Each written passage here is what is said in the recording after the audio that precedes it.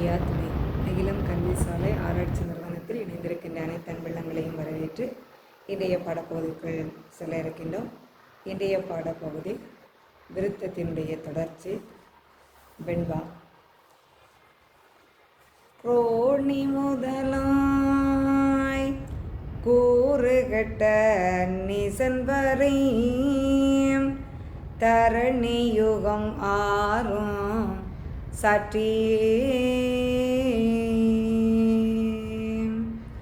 சக்தியுடன் தர்மபுவி தோன்றுவதும் சாணாரை வைந்தர் வந்து நன்மையுடன் நாடுவதும் நாட்டினார்.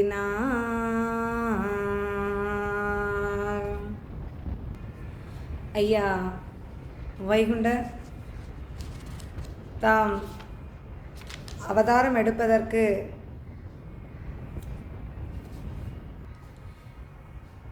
வைகுண்டமாக மும்மூர்த்தியும் ஒரு மூர்த்தியாக அவதாரம் எடுப்பதற்கு முன்பாக இந்த அவதார செய்திகளை வியாசரின் மூலம் அறிந்து கொள்ள வேண்டுமென்று சிவபெருமான் எடுத்து கூற அதன்படி வியாசரை அழைத்து கேட்கின்றார்கள்.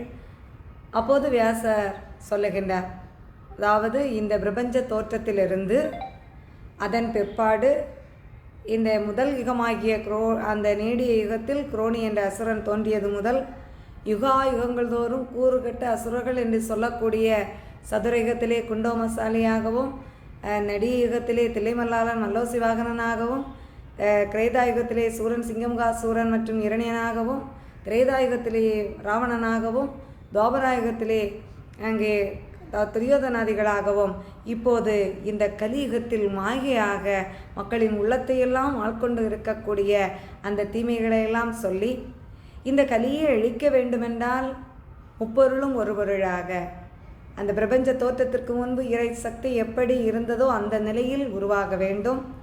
அவ்வாறு அவதாரம் எடுக்க வேண்டும். காரணம், கலியன் அனைத்து தெய்வீக சக்திகளையும் தன்னுள் ஆட்கொள்ளக்கூடிய அந்த வரத்தை கேட்டுக்கொண்ட காரணத்தினால் அதற்கு அப்பாற்பட்ட நிலையிலிருந்து கலியை அழிக்க வேண்டும். அவ்வாறு கலியை அழித்து நல்ல மக்களை தேர்ந்தெடுத்து அவர்களுக்கு தர்மயுக வாழ்வு அருள வேண்டும் என்பதை அங்கே வியாசர் வெண்பாவின் மூலம் எடுத்து சொல்லுகின்றார்.